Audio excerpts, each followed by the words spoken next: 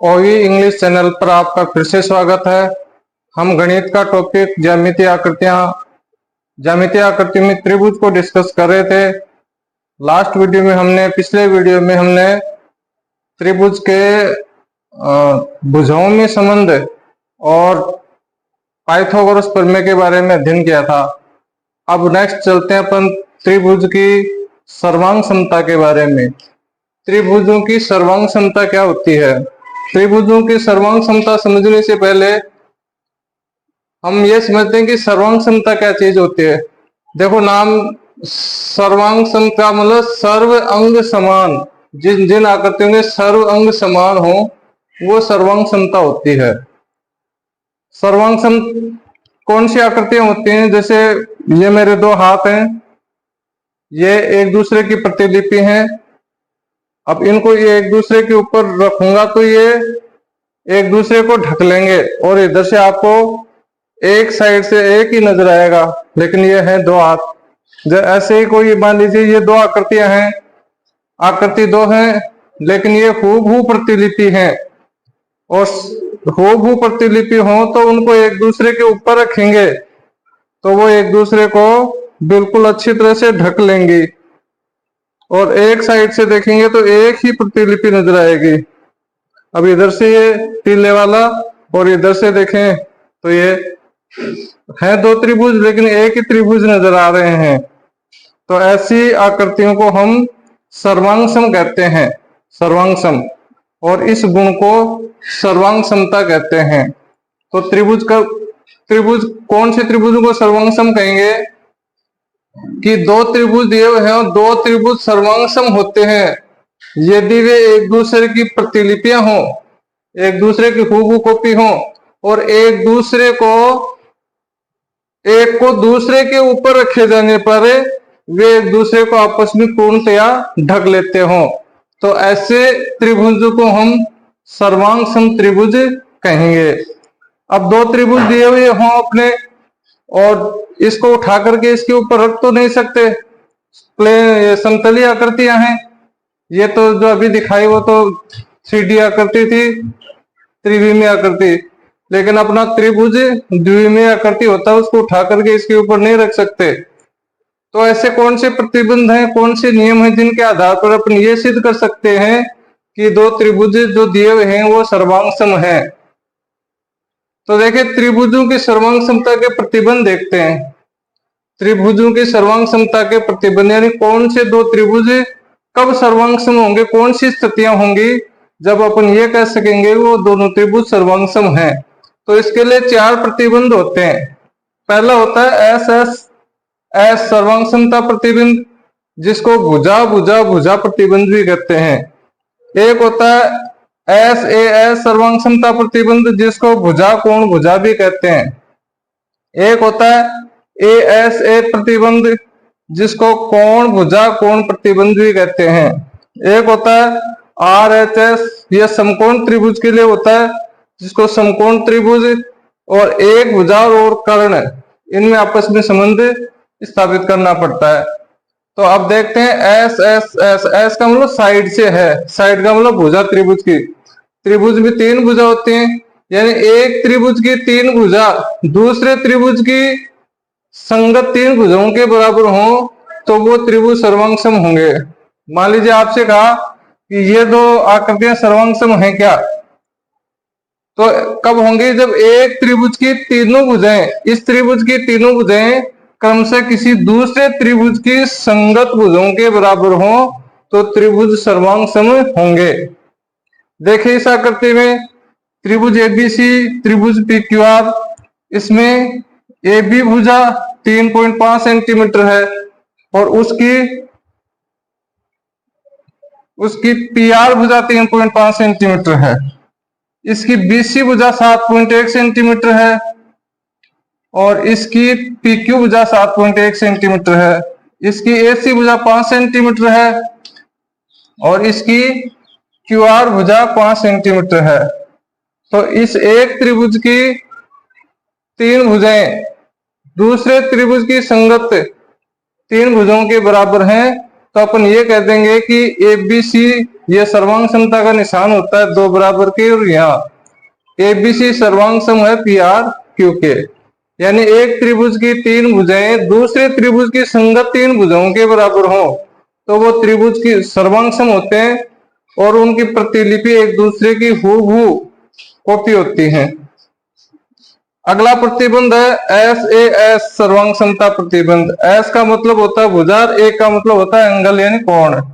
यानी इसको अपन ये भी कह सकते हैं भुजा कोण भुजा, यानी दो तो भुजा और उनके बीच का कोण, दो तो भुजा और उनके बीच का कोण दूसरे त्रिभुज की दो भुजा और उनके बीच के कोण के बराबर हो तो वो त्रिभुज सर्वांग सम होंगे। ये दो त्रिभुज दे रखे हैं ए बी सी और डी ई एफ, क्या ये सर्वांग सम है? तो देखो एक त्रिभुज की दो भुजाएं, एक त्रिभुज की दो भुजा ये दी हुई है और उसके अंतर्गत कोण, दो भुजाओं के अंतर्गत कोण, ये भुजा ये कोण बना रहे हैं तो दो भुजाओं का अंतर्गत कोण हुआ है। किसी त्रिभुज की दो भुजाएं और उनके अंतर्गत कोण दूसरे त्रिभुज की दो भुजाएं और संगत दो भुजाओं और उनके अंतर्गत कोण के बराबर हो तो वो त्रिभुज सर्वांग सम होते हैं। इस त्रिभुज में देखो बीसी 5 सेंटीमीटर है तो इसकी डी 5 सेंटीमीटर है, इसकी ए बी 7 सेंटीमीटर है तो इसकी ई एफ 7 सेंटीमीटर है। अब इसमें इन दोनों भुजाओं के अंतर्गत कोण 50 डिग्री का आ रहा है, इसमें भी इन दोनों भुजाओं के अंतर्गत 50 डिग्री का कोण आ रहा है। तो अपन इसमें दो भुजा और बीच का कोण बराबर है, इसमें ये दो भुजा और इसका बीच का कोण, दोनों त्रिभुजों में दो भुजा और उनके बीच का कोण बराबर है। तो एस ए एस प्रतिबंध के आधार पर अपन कह सकते हैं कि वो दोनों त्रिभुज सर्वांग सम है। यानी दो त्रिभुज में दो भुजाएं समान हो और उनके बीच का कोण समान हो तो वो त्रिभुज सर्वांग सम होते हैं। नेक्स्ट देखते हैं ए एस ए। अभी हमने त्रिभुज की सर्वांग समता के प्रतिबंध के बारे में चर्चा की, जिसमें दो प्रतिबंध अपने पढ़ लिए। एस एस एस प्रतिबंध यानी किसी त्रिभुज की तीन भुजाएं दूसरे त्रिभुज की तीन भुजाओं के बराबर होती हैं तो वो दोनों त्रिभुज सर्वांग सम होते हैं। एक पढ़ा था अपने एस ए एस यानी दो भुजा और उनके बीच का कोण, एस का मतलब भुजा और ए का मतलब कोण होता है, तो एस ए एस का मतलब दो भुजा और उनके बीच का कोण बराबर होता है तो वो दो त्रिभुज सर्वांग सम होते हैं। अब तीसरा देखते हैं ए एस ए प्रतिबंध। एस का मतलब भुजा, ए का मतलब कोण, यानी दो कोण और एक भुजा, दो कोण और उनके बीच की भुजा बराबर हो तो वो दो त्रिभुज सर्वांग सम होते हैं। इसको कोण भुजा कोण हिंदी में कहते हैं। एक त्रिभुज के दो कोण और उनके अंतर्गत भुजा, दो कोणों के बीच की भुजा और किसी दूसरे त्रिभुज के दो संगत कोणों और उनके अंतर्गत भुजा के बराबर हो तो वो दोनों त्रिभुज सर्वांग सम होते हैं। इस आकृति में देखते हैं ए बी सी और डी ई एफ। इस आकृति में देखो ये दो कोण हैं 40 डिग्री 60 डिग्री और ये इनके मध्य की भुजा है, अंतर्गत भुजा 3.5 सेंटीमीटर है। इसमें देखो ये 60 डिग्री ये 40 डिग्री और ये इनके अंतर्गत की भुजा 3.5, यानी भुजा 3.5 दोनों में बराबर है, 40 डिग्री दोनों में है, 60 डिग्री दोनों में है और ये एक ही भुजा पर बने हुए दो कोण भी हैं। तो अगर किसी त्रिभुज के दो कोण और उनके अंतर्गत भुजा दूसरे त्रिभुज के संगत दो कोण और उसके अंतर्गत भुजा उनके अंतर्गत की भुजा अगर बराबर है तो वो त्रिभुज सर्वांग सम होते हैं। तो इस आधार पर अपन ए एस ए नियम के आधार पर अपन कह सकते हैं कि ये जो ए बी सी त्रिभुज है ये सर्वांग सम है। कौन से के? डी एफ के, डी ई एफ के सर्वांग सम है। A B C D F के सर्वांग सम है, ऐसा कह सकते हैं। कौन से? ए एस ए प्रतिबंध के आधार पर। अगला आता है आर एच एस सर्वांग समता प्रतिबंध। आर एच एस का मतलब ये समकोण त्रिभुज में लागू होता है। इसमें समकोण कर्ण भुजा, समकोण त्रिभुज में समकोण तो होता है, यानी ये तो कोण हो गया, कर्ण और भुजा दूसरे समकोण त्रिभुज की कर्ण और भुजा बराबर होंगे तो वो सर्वांग सम होंगे। यानी किसी समकोण त्रिभुज का कर्ण और एक भुजा दूसरे समकोण त्रिभुज के कर्ण और एक भुजा के बराबर हो तो वो त्रिभुज सर्वांग सम होंगे। ये दो त्रिभुज हैं, दोनों में ये निशान दिख रहा है कि यानी दोनों ही समकोण त्रिभुज है। समकोण इसमें इसका कर्ण 8 सेंटीमीटर, इसका भी कर्ण 8 सेंटीमीटर, इसका ये भुजा 3 सेंटीमीटर, इसकी ये भुजा 3 सेंटीमीटर। यानी किसी समकोण त्रिभुज में कर्ण और एक भुजा दूसरे त्रिभुज के कर्ण और एक भुजा के बराबर हो तो वो दोनों त्रिभुज सर्वांग सम होते हैं। तो आज की वीडियो में हमने त्रिभुज सर्वांग समता के बारे में पढ़ा कि सर्वांग समता क्या होती है। दो आकृतियां एक दूसरे को अध्यारोपित कर लेती हैं, ढक लेती हैं, एक जैसी प्रतीत होती हैं, प्रतिलिपि हो तो उनको हम सर्वांग सम आकृतियां कहते हैं। त्रिभुज भी सर्वांग सम तब होंगे जब वो एक दूसरे के ऊपर रखे जाने पर पूर्णतया ढक लेंगे। त्रिभुजों में सर्वांग समता के प्रतिबंध पढ़े। प्रतिबंध में पहला एस एस एस प्रतिबंध, एस का मतलब साइड यानी भुजा से है। एस एस एस प्रतिबंध क्या होता है कि किसी त्रिभुज की तीन भुजाएं दूसरे त्रिभुज की संगत तीन भुजाओं के बराबर हो तो वो त्रिभुज सर्वांग सम हो गए। ये पहला प्रतिबंध है। दूसरा प्रतिबंध पढ़ा आपने एस ए एस प्रतिबंध, यानी किसी त्रिभुज की दो भुजाएं और उनके बीच का कोण दूसरे त्रिभुज की दो भुजाओं और उनके बीच के कोण के बराबर हो तो वो एस ए एस प्रतिबंध के आधार पर यानी भुजा कोण भुजा प्रतिबंध के आधार पर सर्वांग सम होते हैं। तीसरा नियम पढ़ा था अपने ए एस यानी दो कोण और उनके बीच की भुजा, यानी किसी त्रिभुज के दो कोण और उनके बीच की भुजा बराबर हो तो दूसरे त्रिभुज की दो कोण और उनके बीच की भुजा के बराबर हो तो वो दोनों त्रिभुज सर्वांग सम होते हैं। वो कौन से नियम के आधार पर? एस ए एस ए यानी दो कोण और एक भुजा। अगला चौथा पढ़ा हमने आरएचएस। आरएचएस में समकोण त्रिभुज होता है। किसी समकोण त्रिभुज का कर्ण और उसकी भुजा दूसरे समकोण त्रिभुज की कर्ण और भुजा के बराबर हो तो वो सर्वांग सम त्रिभुज होते हैं।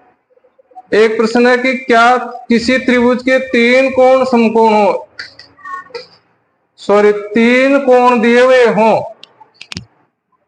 किसी त्रिभुज में तीन कोण दिए हुए हों और दूसरे के भी तीन कोण, तो ये एस एस एस प्रतिबंध हुआ था तो क्या ए प्रतिबंध नहीं हो सकता क्या? यानी भुजा भुजा बराबर है तो वो सर्वांग सम होता है। तो एक त्रिभुज के तीन कोण दूसरे त्रिभुज के तीन कोणों के बराबर हो तो वो सर्वांग सम हो सकता है या नहीं हो सकता? तो ध्यान देना, त्रिभुज में ए प्रतिबंध सर्वांग समता के लिए नहीं लगेगा। क्यों नहीं लगेगा? कि दो आकृतियों जैसे ये मैंने त्रिभुज बना दिया,